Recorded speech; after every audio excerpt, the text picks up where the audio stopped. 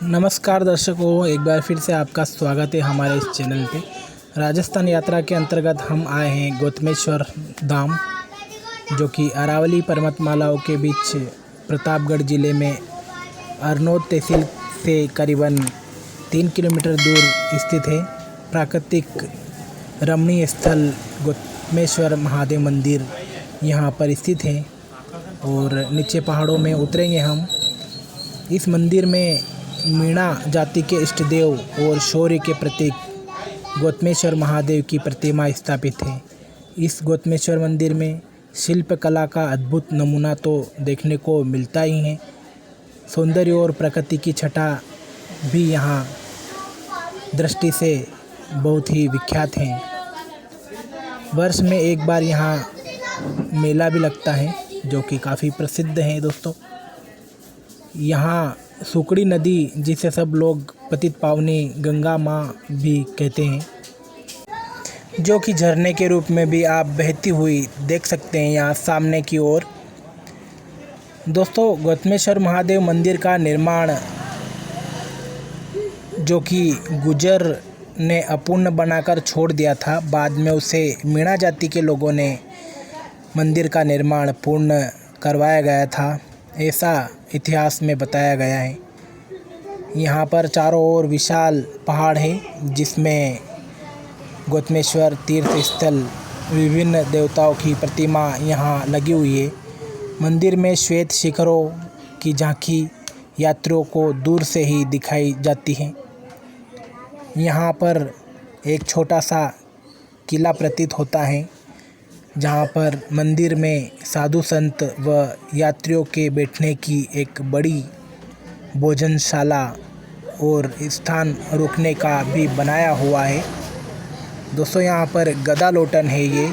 यहाँ पर लोग लोट लगाते हैं, जिससे ऐसा माना जाता है कि सारे कष्ट दूर हो जाते हैं।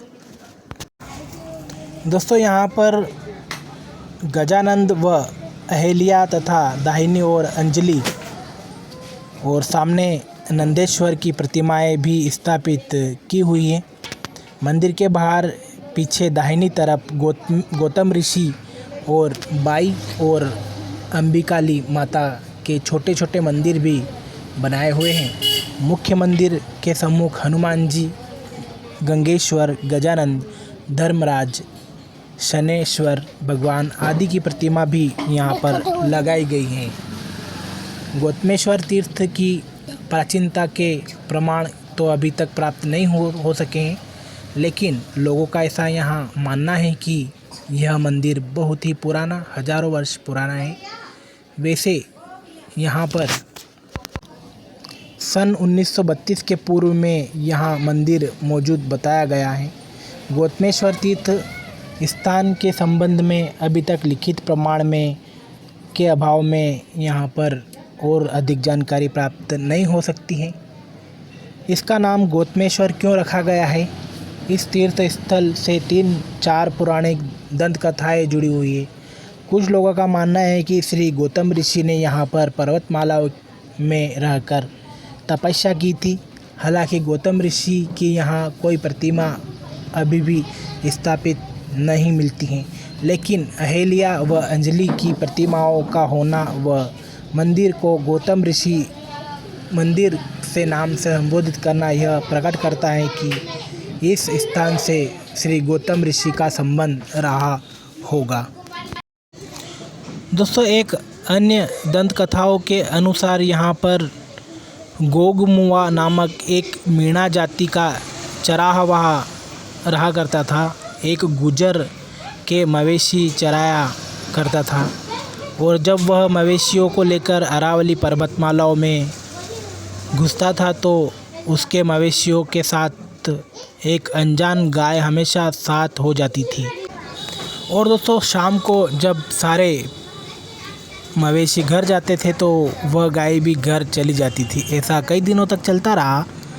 कुछ दिन बाद उस गाय ने एक बछड़े को जन्म दिया और चरावा उसे लेकर गाय के पीछे पीछे चला। गाय जाकर एक गुफा में बैठ गई। वर्तमान में यह गुफा गौतमेश्वर के नाम से प्रसिद्ध हो गई, जो कि आप यहाँ देख सकते हो, जो कि बड़े बड़े पहाड़ भी दिखाई दे रहे हैं। गुफा में एक ऋषि और 2 महिला भी निवास करती थी।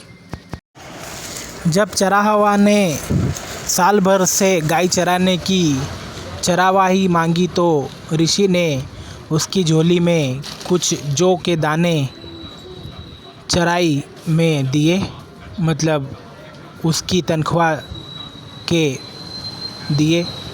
चराहवा ने न जाने क्यों उन्हें वहीं डालकर चला गया।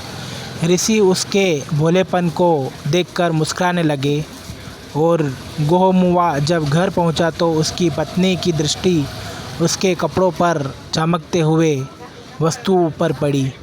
जौ का कोई दाना उसके कपड़ों में चिपक रहा था और पूछा कि यह क्या वस्तु है। तो चराहवा ने जब सारा वृत्तांत अपनी पत्नी को सुनाया तो पत्नी ने कहा कि वह ऋषि नहीं, ईश्वर का रूप है। चराहवा वापस पहुंचता है और देखता है ऋषि के चरण स्पर्श कर कहता है कि मैं अपने आप को आपकी सेवा में प्रस्तुत करता हूँ, और वह तब से उनकी सेवा में लग जाता है। ऋषि उनकी तपस्या से प्रसन्न होकर पूछते हैं कि गोगमुहा तुम क्या चाहते हो। वह अपनी इच्छा प्रकट करते हुए कहता है कि एक तो मेरा नाम रोशन हो और दूसरा प्रतिवर्ष मेरी जाति के लोग यहाँ एकत्रित हो। ऋषि ने कहा ऐसा ही होगा। उसके बाद से यहाँ प्रतिवर्ष गौतमेश्वर में मेला लगता है, जिसमें गोगमुहा का मेला भी कहते हैं। गौतम ऋषि का मेला और बाद में गौतमेश्वर का मेला नाम से लोग यहाँ पुकारते हैं।